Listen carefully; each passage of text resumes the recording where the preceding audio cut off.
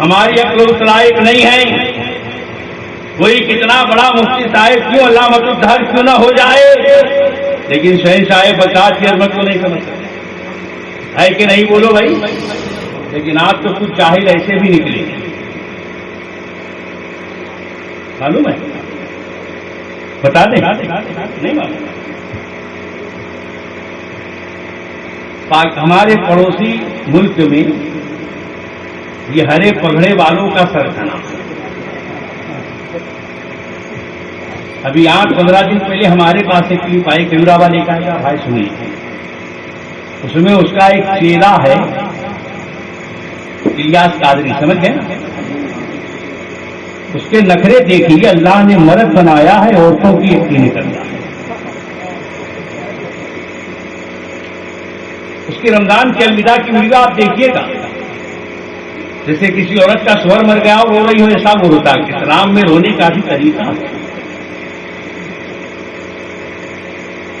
اب اس کا مرید شہنشاہ بغداد کی برابری میں الیاس قادری کو لے کے آ رہا, صاف بول رہا ہے کہ جیسے غوث اعظم کی ایک ایک کرامت ہے, اس کا پرتو دیکھنا ہو تو الیاس قادری کی کرامت. استغفر اللہ. ہم نے کہا, اور پھر کیا کہنا معلوم ہے, جن کے نام کے آگے رحمت اللہ علیہ لکھا جاتا ہے, انہوں نے وہ کام نہیں کیا جو الیاس قادری نے کیا. تو کیا الیاس قادری 14ویں صدی میں اسلام سمجھ کے آیا ہے؟ کیا دوسرے بزرگان دین نے اسلام نہیں سمجھا؟ کیا یہ ایک ہی دن کا ٹھیکیدار ہو کے آیا ہے؟ لوگوں یاد رکھو, اپنی اور دشمن میں تمیز پیدا کرو. کہاں شہنشاہ بغداد کی دعوت, اور کون وہاں دیکھنے جاتا ہے؟ ہم نے کہا وارے واہ, سرکار بغداد کی برابری کرتا ہے. ابے وہ تو توجہ ڈالتے, چوروں کو ولی بنایا. تیرے گرو گھنٹال کی طرح لوگوں کی بندوقوں کی گولیوں سے ڈر کے بلٹ میں نہیں بیٹھتے تھے غوث اعظم. ہمارے ولیوں نے جان کی پرواہ نہیں کی, کیلے چپاٹوں کو لے کے نہیں نکلتے تھے. آج ہے سنجر تنہا آئے تھے, سبحان اللہ, کا پرچم لہرا کے گئے. یہاں عورتوں کی طرح یقینوں کرنے سے صرف دین نہیں پھیلتا. لوگوں یاد رکھو, شہنشاہ بغداد کی برابری کے دعوے کی جب بات کر رہے ہو تو مجھے ایک روایت یاد آ رہی, اور ہماری قوم حضرت کا ہے. بھائی برا لگے تو معاف کریے, میں صاف بولنے والا انسان ہوں. میں جو مکان میں بولتا ہوں شہنشاہ بغداد کا فیضان ہے, اپنی طاقت میں نہیں, غوث اعظم کے کرم سے.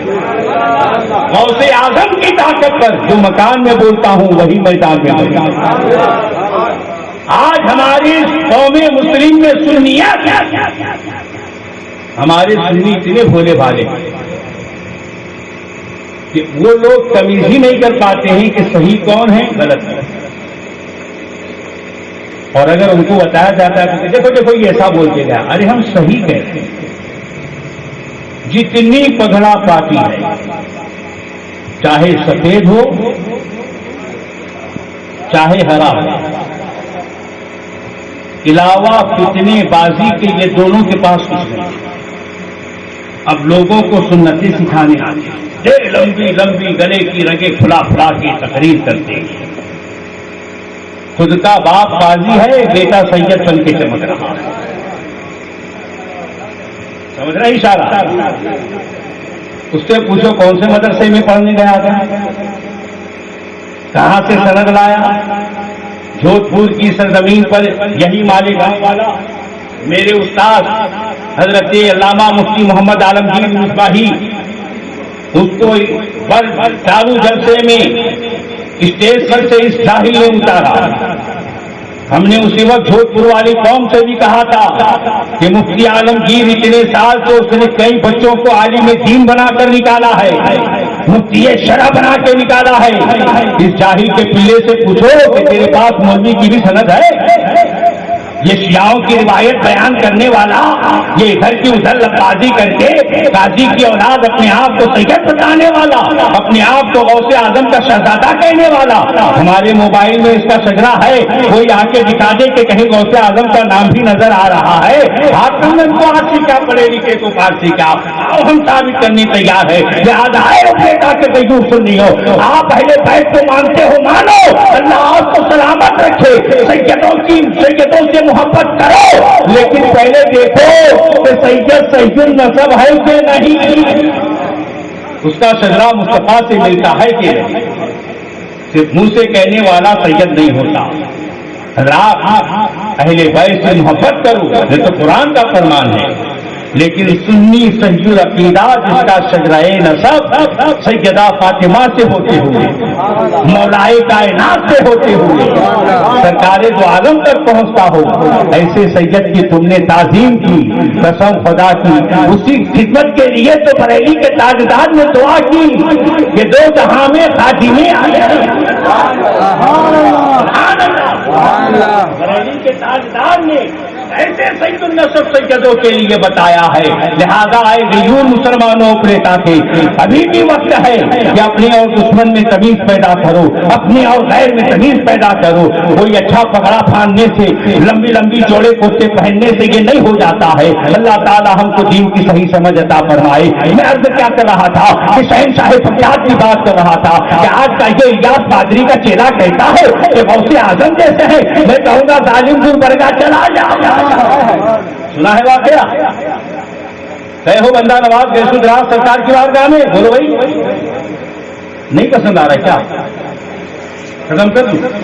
نہیں، پیچھے والوں چلائیں، لیکن یہ واقعہ سنے گا تو آپ کی سماج کے لیے نیا ہے، پہلی بار سنو گے لیکن ایمان تازہ ہو جائے گا، لیکن پسند آئے تو دعا دے دو گے؟ ارے بولو نا، کون کون دے گا؟ ہاتھ اٹھا کے اے سبحان اللہ، اللہ سلامت، گلبرگہ کی سرزمین سرکار بندہ نواز گیسو دراز اس جگہ ہے، سبحان اللہ، ارے دیکھیے انہوں نے بھی اپنا ذکر کروایا، بلند پایا بزرگ ہیں،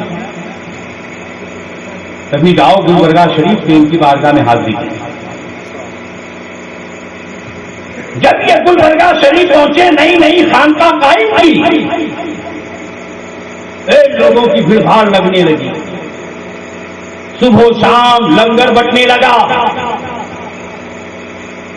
لوگوں کا ہجوم ہونے لگا۔ ایک دن سرکار سید محمد حسینی بندہ نواز گیسو دراز کے دل میں یہ خیال آیا، زبان سے نہیں کہا، زبان سے نہیں کہا، صرف دل میں خیال آیا۔ کیا خیال آیا؟ کہ جیسا غوث اعظم کی خانقاہ میں لنگر چلتا ہے ویسا میری خانقاہ میں بھی لنگر چلنے لگے۔ بس یہ اتنا خیال برابری کا کہے گا، ارے بولو نہیں آپ، برابری کا خیال جیسے ہی حضرت بندہ نواز گیسو دراز کے دل میں آیا، چیلان کے تاجدار نے بغداد سے دیکھ لیا، اسی گھڑی پر ان کی ولایت کو واپس کیا، ولایت واپس لی۔ اب جب ولایت واپس ہو گئی تو لوگ دور ہو گئے، لوگ خود بخود دور ہوتے چلے گئے، خانقاہ کا لنگر کھانا بند ہو گیا، جو لوگوں میں عزت و وقار و شہرت تھی وہ سب ختم ہونے لگی۔ سرکار بندہ نواز گیسو دراز نے اس پر غور کیا کہ لوگ مجھ سے اب نفرت کیوں کر رہی ہیں، میں جو کہتا ہوں وہ ہوتا کیوں نہیں ہے، آج خانقاہ میں پھر بار کیوں ختم ہو گئی ہے، میری خانقاہ کیوں بند ہوتی جا رہی ہے۔ غور کرنے کے بعد یہی منزل پر وہ پہنچے جہاں میرے دل میں ایک دن شہنشاہ بغداد کی بارگاہ کی برابری کا خیال آیا، شاید اسی لیے یہ سب ہو رہا ہے۔ اب یہ ایک کمرے میں آ گئے اور ایک کمرے میں اپنے آپ کو بندہ نواز گیسو دراز سرکار نے بند کر لیا۔ یہ ناول کا باب نہیں، میرا زور خطابت نہیں، یہ واقعہ حق ہے۔ آج بھی اگر آپ کو شک ہو، گلبرگہ شریف جائیے، درگاہ کے خاتموں سے، درگاہ کے سجادہ سے، سرکار کے شہزادوں سے پوچھیے کہ وہ کمرہ کہاں ہے جہاں سب اکٹھا ہوئے تھے، تو وہ بتائیں گے کہ ہاں یہ کمرے میں سب جمع ہوئے تھے۔ آج بھی وہ کمرہ سجادہ نے محفوظ رکھا ہے۔ اب ملاحظہ فرمائیے، ایمان تازہ ہوگا۔ سرکار بندہ نواز بیسو دراز کئی مہینوں تک روتے رہے، آنسو بہاتے رہے، کھانا پینا چھوڑ دیا۔ ایک دن دوپہر کے وقت میں حضرت سرکار بندہ نواز اپنے کمرے میں بیٹھ کر رو رہے تھے، اچانک سے خواب میں نہیں، ارے بولو یار، خواب میں نہیں، بیداری کی عادت، اپنے پیر حضرت سرکار نصیر الدین چراغی دہلوی کو دیکھ لیا۔ پیر کو دیکھا، سرکار بندہ نواز تھوڑے قدموں کو تھاما، اسی کمرے کا حضور کرم فرمائیے، ولایت غوث اعظم سے واپس ہوا۔ سرکار خواجہ نصیر الدین چراغی دہلوی فرماتے ہیں، محمد حسینی ہوش میں ہو، کس سے برابری کا دعویٰ سوچ رہے ہو؟ بولو، کہا جیلان کے تاجدار سے، کہا حضور بھول ہو گئی، اب آپ غوث اعظم کو راضی کر کے ولایت دلوا دیں۔ سرکار خواجہ نصیر الدین چراغ دہلوی فرماتے ہیں، غوث اعظم کو راضی کرنا یہ میرے بس کی بات نہیں ہے۔ تو کہا پھر، کہا میں میرے پیر درے تاج کچکلاہی، اب بولو یار، صاحب فیوض امتناہی زری زربت سیدنا خواجہ نظام الدین محبوب الہی کو بلاتا ہوں، وہ ان کو راضی کریں گے۔ اب محبوب الہی سرکار بھی آ گئے، آپ میں نہیں بیداری میں اب آ کر کھڑے ہو گئے۔ پورا واقعہ سرکار نصیر الدین چراغ دہلوی نے کہا، حضور محبوب الہی رضی اللہ تعالیٰ عنہ فرماتے ہیں، اے محمد حسینی، وہ قطب الاقطاب ہیں۔ اب بولتے جاؤ قادریوں، غوث اعظم کی شان سن کے مچلتے جاؤ۔ کہا کیسے تم خیال لے آئے؟ کہا حضور بھول ہو گئی۔ تو کہا غوث اعظم سے کچھ عرض کرنا یہ نظام الدین کی طاقت نہیں۔ کہا پھر، کہا میں میرے پیر بابا فرید کو بلاؤں۔ اب بابا فرید گنجے شکر آئے، ان کو بھی بات کہی، وہ بھی ہاتھ باندھ کر کھڑے ہو گئے۔ کہا شہنشاہ بغداد کا معاملہ۔ کہا پھر، کہا میں میرے پیر خواجہ قطب الدین بختیار کاکی کو بلاؤں۔ اب خواجہ قطب الدین بختیار کاکی آئے، بیداری کے عالم میں تمام خواجگان چشت کھڑے ہو گئے، پوری بات کہی گئی۔ سرکار خواجہ قطب الدین بختیار کاکی بھی کچھ دیر خاموش رہے، فرماتے ہیں محمد حسینی، کیا تمہیں معلوم نہیں کہ تم نے کس سے برابری کا دعویٰ کیا؟ کہا حضور دل میں خیال، بولے کیوں دل میں ایسا خیال دلائے؟ کہا حضور غلطی ہو گئی، اب نہیں ہوگی ایسی ہوگی، غوث اعظم کو راضی کر۔ سرکار خواجہ قطب الدین فرماتے ہیں، اس کے لیے میرے پیر خواجہ معین الدین کو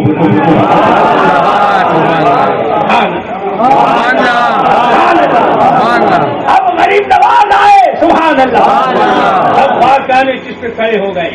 سرکار بندہ نواز گیسو جناب نے سرکار غریب نواز کے قدموں کو تھاما، کہا حضور معاف کروا دیجیے۔ جب حضرت بندہ نواز نے عرض کیا سرکار سلطان الہند غریب نواز سے، سرکار غریب نواز فرماتے ہیں، اے بیٹا محمد حسینی، کیا تمہیں یہ معلوم نہیں کہ سارے نبی اور رسولوں میں جو مقام جد کریم مصطفیٰ کا ہے، اولیاء تاب ابدال اغواث خواجان میں وہ مقام شہنشاہ بغداد کا ہے؟ تو کہا آپ غوث اعظم کو راضی کرنا ہے؟ کہا ہاں۔ تو سلطان الہند غریب نواز کہتے ہیں، وہاں تو کچھ کہنا معین الدین کی ہمت نہیں۔ اب تو سب خاموش۔ جب غریب نواز یہ جواب دیتے، سرکار غریب نواز فرماتے ہیں، چلو ایک کام کرتے ہیں، میں اپنے پیر خواجہ عثمان ہارونی کو، اب وہ آئے، انہوں نے کہا کہ میں میرے پیر خواجہ حاجی شریف زندگی کو بلاتا ہوں۔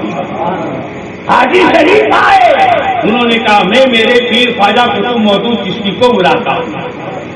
اب ایسے کرتے کرتے پیر کے پیر پیر کے پیر پیر کے پیر کرتے کرتے کرتے سرکار امام اولیاء زمن سرکار خواجہ حسن بصری تک سارے چشتی خواجہ جمع ہو گئے. سرکار خواجہ حسن بصری سے جب یہ بات کہی گئی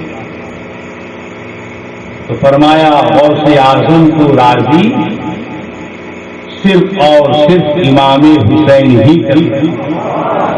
اب ہر جملے پہ آپ کھڑک کے بولو گے سبحان اللہ. اب امام حسین کو بلایا گیا. امام حسین فرماتے ہیں رکو میں اپنے بھائی امام حسن کو بلاتا ہوں. اب امام حسن آ گئے. امام حسن سے پوری بات کہی گئی. کہا کوئی بات نہیں غوث اعظم کو راضی میرے والد مولا علی کر لیں گے.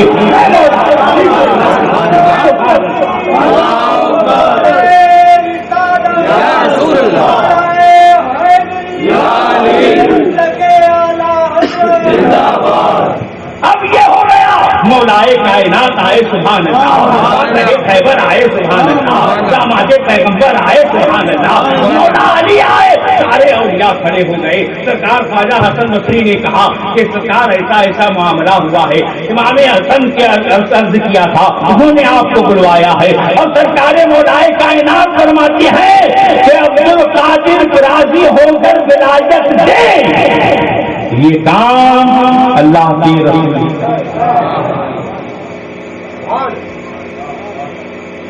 اب مولائے کائنات عرضی لے کر بیداری کیا دیں گے.